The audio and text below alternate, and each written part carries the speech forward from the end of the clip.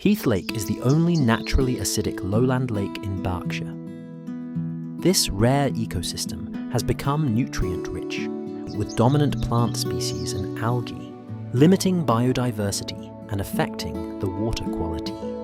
Recently, tree overgrowth has increased shade, while leaf litter and local surface water drains have introduced silt and damaging nutrients like phosphorus, making the lake nutrient-rich. To combat this, Thames Water is investing in a major multi-million-pound restoration project to return the lake to good ecological status. Thames Water is leading the construction, including installation and maintenance of the downstream defenders, as well as removing the existing built-up silt in the lake to improve water quality.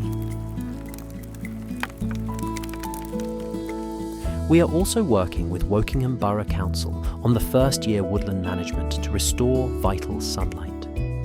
Wokingham Borough Council will then take over the woodland management and monitoring from year 2 onward. These planned works are in agreement with Natural England, the Environment Agency and the Forestry Commission, which are designed to minimise local disruption.